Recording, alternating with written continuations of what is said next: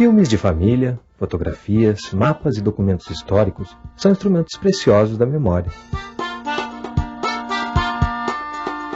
Falam de épocas e lugares que nem sempre podemos conhecer de perto.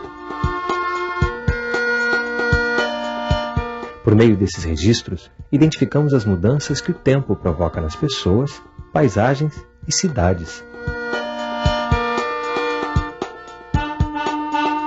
São pequenos povoados que se tornam vilas, províncias, metrópoles e, às vezes, capitais importantes. Assim foi com Porto Alegre. Modificada pelo tempo, a capital do Rio Grande do Sul cresceu e se modernizou, sem abandonar as suas tradições.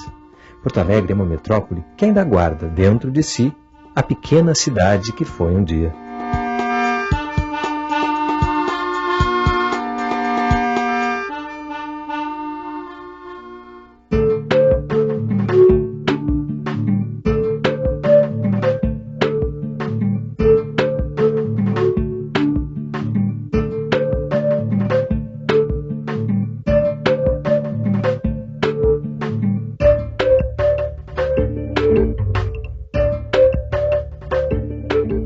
Meu nome é Ana Luísa Azevedo, eu trabalho com cinema já há quase 20 anos. Nasci aqui em Porto Alegre, estudei, fiz faculdade aqui e trabalho aqui. Nós estamos aqui na ponta do gasômetro, né, bem onde a cidade começou. A usina do gasômetro era o que fornecia a energia para a cidade. Com o tempo, quando já a energia não era mais gerada daqui, essa ponta do gasômetro ficou muito abandonada. E ela só foi retomada quando a usina se transformou num centro cultural. Porto Alegre é como um leque, né? Ela tem essa ponta aqui do gasômetro e ela vai se alargando para a zona sul e zona norte, para lá. E é talvez a única cidade que tenha o centro na ponta. Então aqui é a parte mais antiga da cidade. Reza a lenda e diz os historiadores que os primeiros 60 casais açorianos que fundaram a cidade chegaram por aqui. O primeiro nome dado à região atualmente ocupada por Porto Alegre foi de Porto de Viamão. Em 1740, essa ocupação transformou-se numa sesmaria de nome Porto do Dornelles.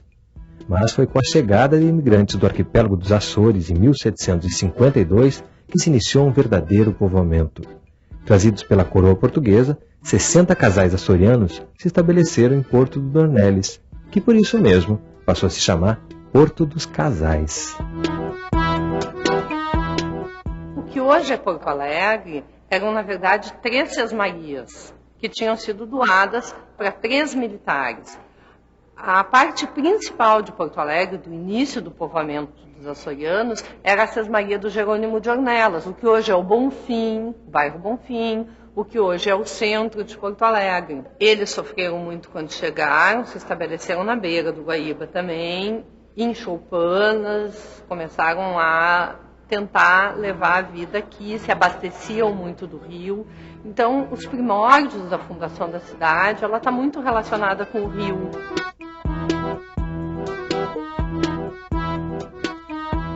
Em pouco tempo, a população aumentou e o núcleo urbano de Porto dos Casais se expandiu.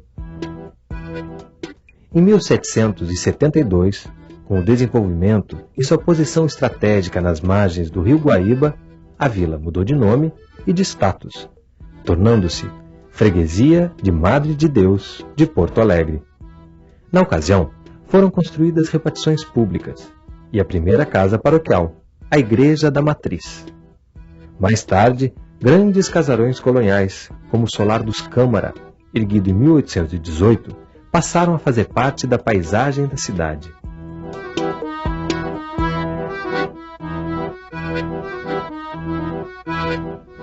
O caminho aberto para esse rápido crescimento, que subia do Guaíba até os altos da praia, foi batizado de Rua da Praia.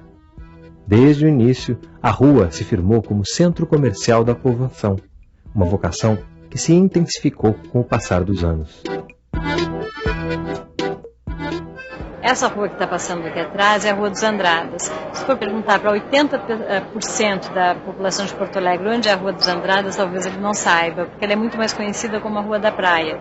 A praia e o rio ficavam logo aqui, só que alguns aterros foram feitos, então o rio se afastou da Rua da Praia e hoje ela não tem praia. Ela vai da ponta do gasômetro, né, da beira do rio, até a Praça Dom Feliciano, onde tem a Santa Casa.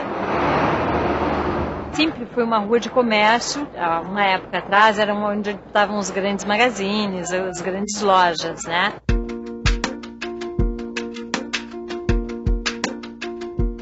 Em 1820, o naturalista francês Saint-Hilaire visitou a cidade e assim descreveu a Rua da Praia. É na Rua da Praia, próximo ao cais, que fica o mercado. Nela se encontram numerosas pessoas, a pé e a cavalo, marinheiros e muitos negros carregando volumes diversos. É dotada de lojas muito bem instaladas, de vendas bem sortidas e de oficinas de diversas profissões. Aqui era a Rua da Praia, né? E agora é a Rua dos Andrades. Mas para mim continua a Rua da Praia. Era uma rua bonita, cheia de cinemas, desfilavam moças bonitas aqui, os estudantes saíam das escolas e vinham passear aqui. Todos desfilavam à tarde na Rua da Praia. Antigamente o pessoal se reunia muito aqui, os boêmios, poetas, Mário Quintana gostava muito de passear pela Rua da Praia. O berço da cultura porto-alegrense, na verdade, surgiu aqui, né? Tempos depois da passagem de Saint-Hilaire por Porto Alegre, com a invenção da fotografia, homens como Virgílio Calegari retrataram a vida e as construções urbanas da capital, de forma inédita e intensa. Como não podia deixar de ser, Calegari também fotografou a Rua da Praia.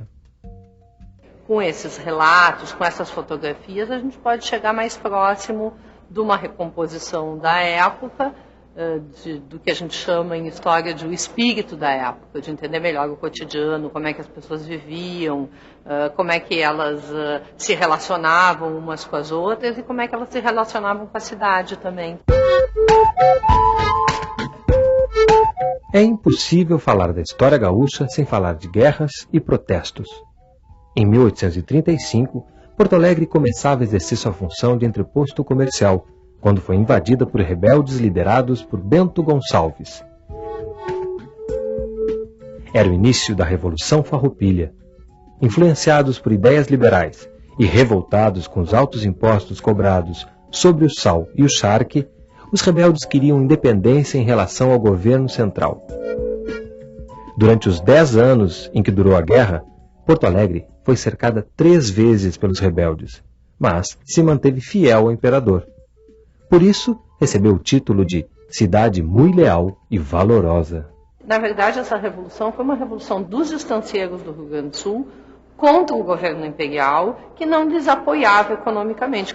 Eles criavam gado, principalmente para as charqueadas, para essa atividade que é quase uma atividade industrial, até chamada indústria do charque, para alimentar a escravaria de todo o país. Surgiu ao longo da guerra, obviamente, um grupo que, mais do que separatista, era republicano. Gente que veio de longe lutar, acabaram lutando na Revolução Farroupilha, que entre eles o Garibaldi, o Luigi Rossetti, que eram italianos e que andavam o mundo afora lutando por ideais de liberdade, igualdade, fraternidade. Eles lutavam por uma república, e por uma república livre, livre de escravos também. Em 1893, eclodiu outro conflito com ideais separatistas. A Revolução Federalista foi travada entre os republicanos, que defendiam o presidencialismo forte, e os maragatos, defensores da independência do estado do Rio Grande do Sul.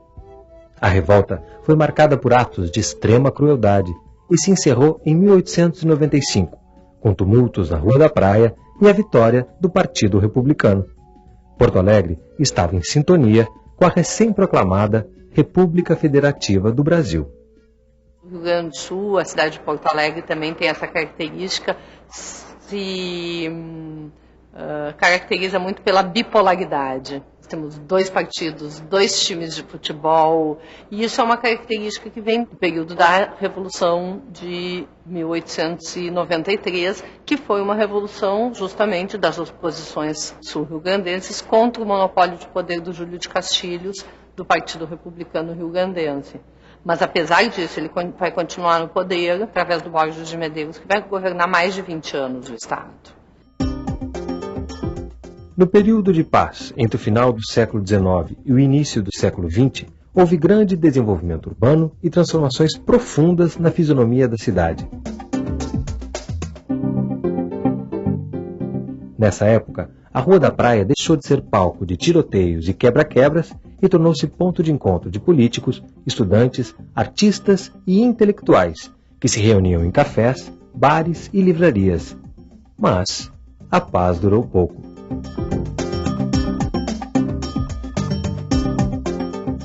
A gente está na Praça da Alfândega com a Rua da Praia. Esse lugar aqui se chamava, aqui atrás de onde a gente está, Largo do Medeiro. Lá pela década de 10, 20, ele era um lugar onde as pessoas se encontravam para discutir política, onde os jovens da época vinham passear para conseguir namorado, para namorar, para paquerar, onde os partidos políticos tinham escritórios, suas sedes, os clubes de futebol tinham suas sedes, os grandes jornais estavam aqui, Diário de Notícia, Caldas Júnior, a Federação até o final do século XIX. Então tudo acontecia aqui. Em 1923, amparado por eleições fraudulentas, Borges de Medeiros exercia o 5º mandato como governador do estado do Rio Grande do Sul. Descontentes com os rumos da política, as elites da região da campanha, os estanceiros de gado, partiram para o enfrentamento armado. A Revolução de 23 terminou com um pacto entre os chimangos e os maragatos, entre os partidários do partido do Borges de Medeiros, do Partido Republicano Rio-Grandense, e as oposições gaúchas. Nesse pacto, o Pacto de Pedras Altas, se determinou que o Borges não concorreria ao próximo mandato, em 1925, e que ele indicaria um nome que fosse de consenso entre todos os gaúchos, entre todos os políticos gaúchos. Em 1925, ele indica o nome do Getúlio Vargas. 5 anos depois, um novo movimento armado foi gestado em Porto Alegre. A Revolução de 30 garantiu a posse do político gaúcho Getúlio Vargas na presidência da República. Os primeiros tiros da Revolução foram disparados no quartel-general da Rua da Praia.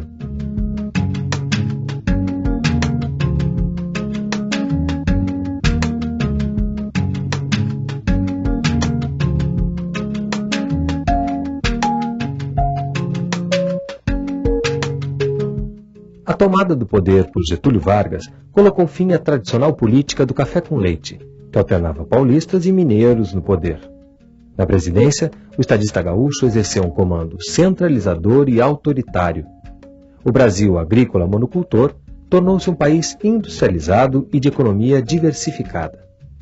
A era Vargas teve 2 fases, de 1930 a 1945 e de 1950 a 1954, quando uma grave crise política culminou com o suicídio do presidente.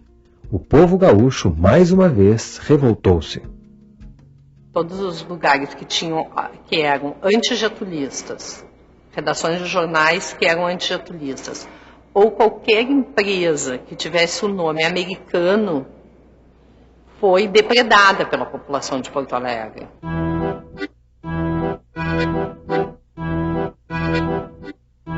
A gente está bem na Rua da Praia com a Borges. É uma esquina que hoje se chama a Esquina Democrática, né? Onde tem muitas manifestações, pessoas, desde manifestações individuais, alguém que sobe ali num banquinho e protesta qualquer coisa, como as grandes manifestações durante os períodos eleitorais, ou em 8 de março vem um grupo de mulheres e faz uma manifestação, outro dia especial vem alguém e faz uma grande manifestação.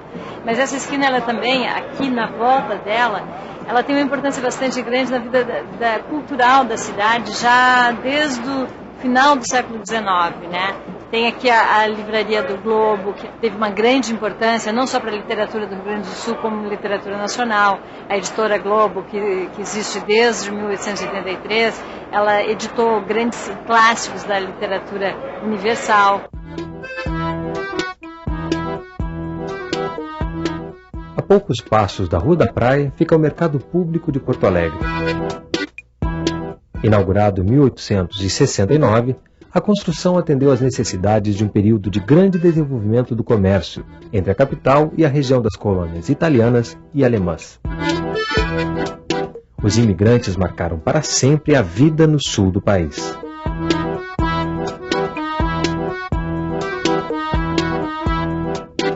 A intensa produtividade agrícola e manufatureira do século XIX foi uma influência direta dos imigrantes que chegaram à cidade. Os alemães trouxeram na bagagem a vocação para o artesanato e a manufatura. Os italianos vieram pouco depois, mas logo imprimiram seus hábitos à vida da região e da cidade, introduzindo técnicas de trabalho no campo, como o cultivo da uva e a fabricação do vinho.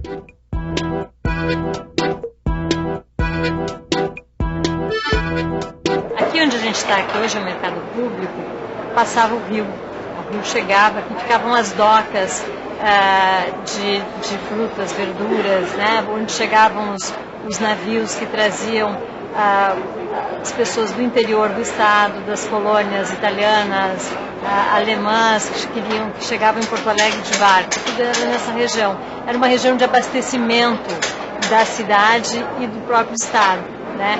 Hoje o mercado ainda tem essa característica. Ele era também assim, onde se encontrava um bom peixe, uma boa carne, especiarias, né? Lojas de religião, lojas de animais, de produtos gaúchos, como comprar erva, granel, enfim, tudo pode encontrar aqui no mercado, né? O Rio Grande do Sul tem uma influência de diversas etnias. O gaúcho, ele é a mistura de tudo isso, né?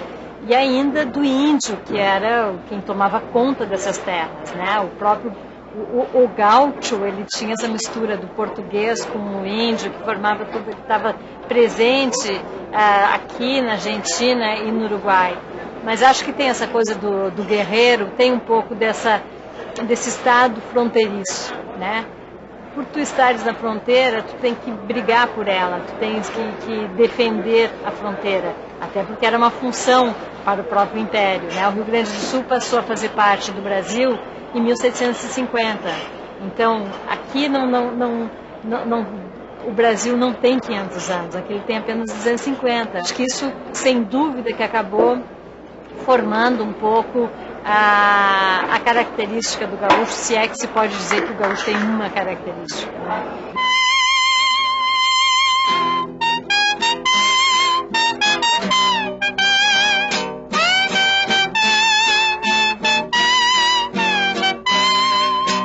O gaúcho gosta muito de churrasco. O povo gaúcho é muito cordial, sabe? Para o chimarrão, um bom carreteiro, uma dobradinha, um feijão, uma feijoada bem feita, é a nossa especialidade do gaúcho, né? CTG é Centro de Tradições Gaúchas.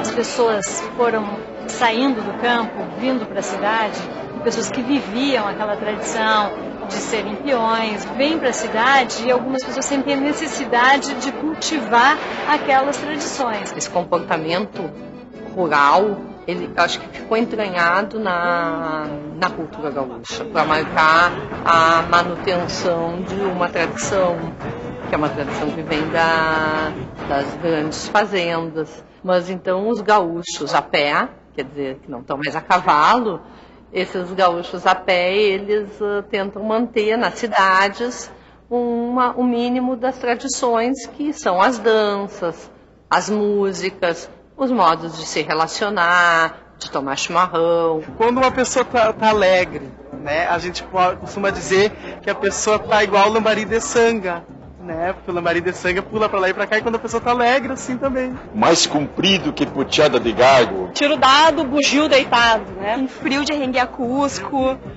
juntando aí essa ideia de que juntou alemães, italianos, poloneses, judeus, com os seus escravos, com os índios, com os açorianos que já viviam aqui, essa ideia ela se concretiza, meio que se concretiza no século XXI para resolver e tentar um outro mundo possível.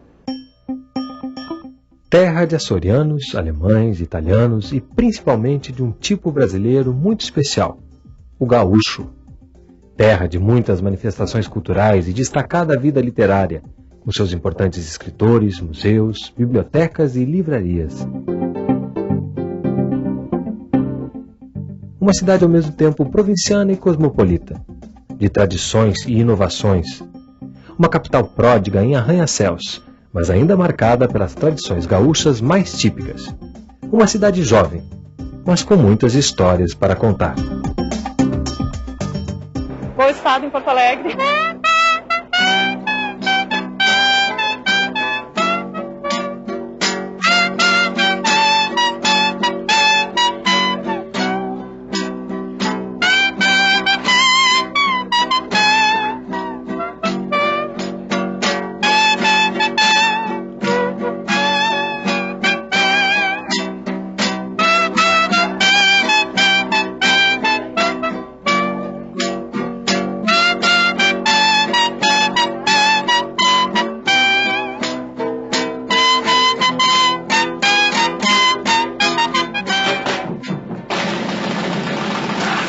Brasil, um país de todos.